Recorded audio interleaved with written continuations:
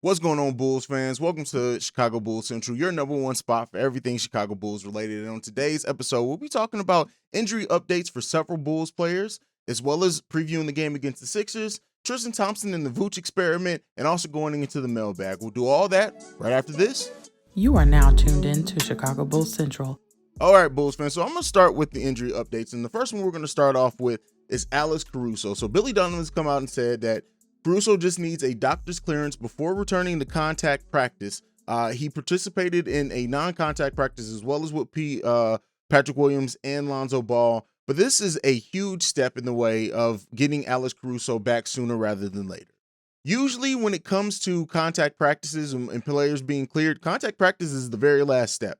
They see how they respond, and then usually it's about a week or so after that until players come back. So that happening right now keeps that on the timeline. You guys know I've been saying that I expect Alex Caruso and Lonzo Ball to be back by that March 14th game that we have. Now, it may not happen with Lonzo Ball, so we also got updates on them. Looks like Patrick Williams and Lonzo participated in the individual non-contact practices. So we don't have as much of an update as far as like they're like a step away from the doctor clearing them or whatever. But it does all look like it's still shaping up that we're going to have our full roster back before the playoffs. And that's the key thing that we need, is to get a few games under our belt. I've always hoped that the Bulls are going to get everybody back with about 10 games left or so that we can, use those 10 games to prepare for the playoffs, get those players back in rhythm, see how they're going to fit in the lineup, where Billy Donovan can work out his rotations and things like that. But let me know down below, what do you guys think? Are you excited about Alex Caruso coming back? How do you think the outlook on Lonzo and Patrick Williams is looking? Do you think we're going to get both of those players back before the playoffs? I know there's still some people out there. I know Patrick Williams' original timeline was more April-ish, so it may be that we don't see Patrick Williams back until the start of the playoffs, but we all see. But what do you think? Do you think that we're going to get those players back? How many games do you think it's going to take for those players to kind of get back in rhythm? Let me know all that down below. Let's get into the next topic for today, and that is the Bulls. We all know they're on a losing streak. They play the Sixers tonight, looking to get back on track. What can that mean for this team remains to be seen, right? We don't know how this team is going to look against the Sixers. We've talked about issues with lineups, talk about issues with ball movement, talk about issues with ISO ball, talk about the players not being battle tested. We've talked about a lot of things in this Bulls losing streak and what that means for this team and why the losing streak is happening. One of the things that I do want to see is the team continue to play solid basketball, right? Win, lose, or draw. No draws in basketball, but you know what I mean. Win or lose, I want to just see them play solidly. And these issues that the team has with sometimes giving up big runs, not being able to hold on to leads, all that is problematic, right? And we understand it concerns all of us. Billy Donovan being our coach in times, it's a concern, especially heading into the playoffs with the best teams in the league. Our record against the top teams in the East and West. We all know these things, right? We've talked about these things ad nauseum at this point. But at the end of the day, the Bulls team they have players coming back. They've shown the capability to play well.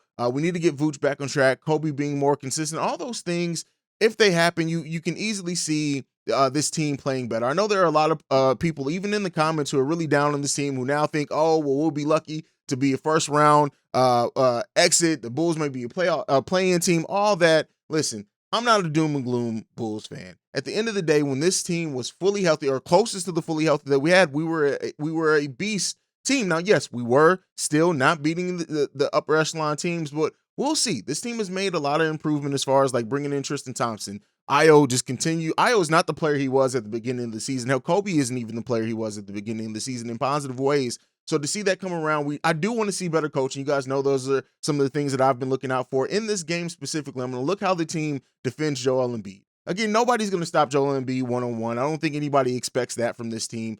But with that being said, how do they guard him? What do they do with the James Harden thing? Do they let Maxey go off?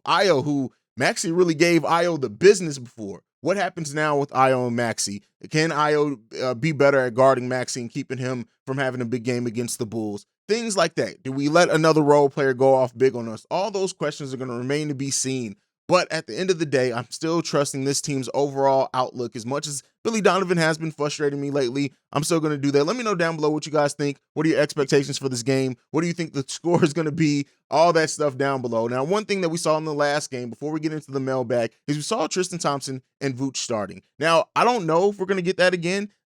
some people have seemed to be more positive. Overall, I'm largely down on the Vooch Tristan Thompson experiment together. I just don't think it allows for very much spacing. I don't think that it gives you what you theoretically, like I've said, on paper, their skill sets seem like you will be able to start them. And I don't want to hear anything about, oh, Tristan Thompson's been a starting power forward most of the year. This is a completely different NBA than even what it was when Tristan Thompson was starting in his career, playing with those Cleveland Cavaliers team. And those were teams that were made up way differently as well. Different team makeup. He's a backup center in this on this team. And can he start at power forward at times? Yeah. Can he start at center? Yes. But I don't know if I like him and Vooch experiment. I'm really, me personally, I'm over it. I don't want to see it anymore. I don't have high expectations for it. I'd be really happy to be proven wrong. Like, don't get me wrong. If this team comes out and they can do a Tristan Thompson Vooch lineup that is effective against certain teams, maybe effective in certain stretches, I'm all for whatever wrinkles that you can find to make this team more potent and improve this team. But I just don't see it. But let me know down below if you guys see it. What do you think about the Vooch Tristan Thompson experiment? Do you want to see it continue? Do you want to see it end? Do you have high hopes for it, even though it hasn't really yielded the best results as of yet? Let me know all that down below. Last thing we have before we go, we have 2 voicemails that we're going to go ahead and play. This one, first one is from the 773. What up, Haize? Love your show. I'm an old man. I think it's also important to keep it in perspective. I remember I was like in my 20s when the Bulls were winning their championships. One thing to keep in mind, very rarely does a team go from not making the playoffs to winning the championship. The Bulls, even with the greatest player, in my opinion, to play the game, Michael Jordan, there were years and years and years. When he first came in the league in '84, they're getting beat back, getting beat by Detroit. So it's going to be some growing pains, like DeRozan said. Hopefully they can make some noise in the playoffs, but I think it's about also building for the big picture next year, having some playoff experience, because all the teams they're losing to, the one thing they have in common, championships, playoff experience, at least these elite teams who they're getting beat back by. And I think that's part of the process with the team that's really still fairly young in terms of playoff experience and making it to that next level. Keep up the good work. Peace. And this is one of the most realistic and fair, just not necessarily excusing it, right? Not excusing the Bulls as some Bulls fans do. They excuse losses just because of Alex Caruso and Lonzo Ball being out. We're not really seeing that in this comment. He's really, that losing being part of the process. There are very, very few teams that go right from being outside of the playoffs to being a true contender. And it's usually a step-by-step process, year by year. You improve every year. You do make the playoffs. Maybe you go on a slight run. You get eliminated early on. You come back. You make it a little bit deeper. It's a progression usually for the playoffs. Now, I think that also with the Bulls, when they came out looking as good as they were on offense and defense, even though our defense hasn't been what it was, we started getting our expectations up.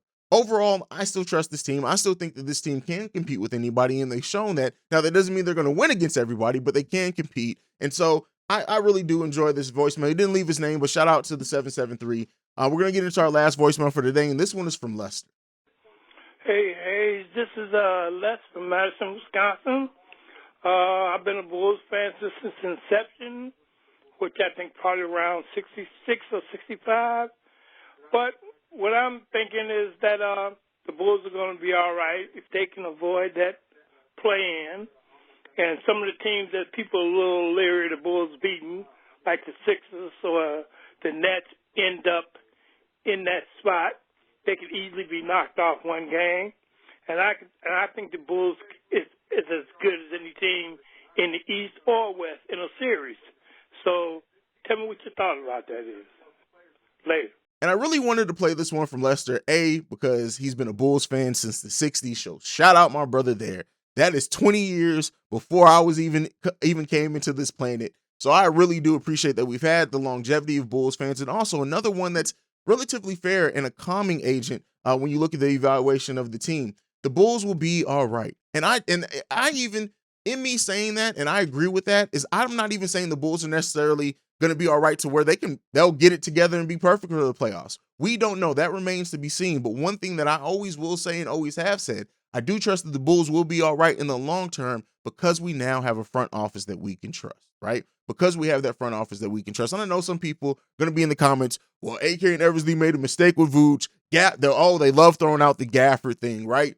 No, this front office had a vision for how they wanted to build this team. And that's something that we were lacking in of itself. Then they went out and showed the creativity to bring players into this team. When you look at the way that they brought in DeMar DeRozan, the way that they brought in Lonzo, getting creative with using contracts that we weren't are hoping that weren't going to be on this team, and like Satoransky, and yes, unfortunately, Thad Young was one of those, but the Bulls made the proper moves to improve this team. That's why I'm not as down.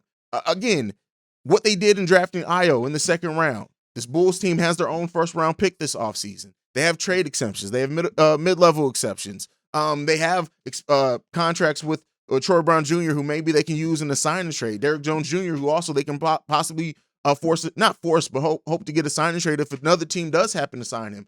This team has a lot of avenues to improve themselves and continue to improve themselves even in this next offseason. So when I say the Bulls are going to be all right, even though that I do trust that the Bulls will get a lot better with getting players back and gearing up for the playoffs, I do trust that. But even if not, even if by some chance Billy Donovan gets completely outcoached in the first round and we are a first round exit by what some Bulls fans are expecting or thinking may happen, this team still has a path to continue to improve. This isn't it. It's not just based off this season, people, ladies and gentlemen. You have to remember that this team and this front office has a vision. And that's what I wanted to leave this video on. And I get it. It sucks. One thing that I didn't mention earlier on, too, is the way that the free throw discrepancy for the Bulls that I did mean to bring up earlier, which has sucked. We'll get into that a little bit more in detail, maybe tonight, seeing how it happens against the Sixers. We will have a pregame, postgame, and a halftime hangout tonight for the games tonight. So make sure you're on the lookout for that. Follow the podcast at Bulls Central. You can send us any feedback, questions, comments, concerns, bullcentralpod@gmail.com. Lastly, if you want to leave a voicemail, you can do so at 773-270-2799. That's it for me for today, guys. Unless there's any updates or any major news that happens, I'll drop another video or episode. But other than that, I love you guys. See red. Go Bulls. Peace. This has been a presentation of the Break Media.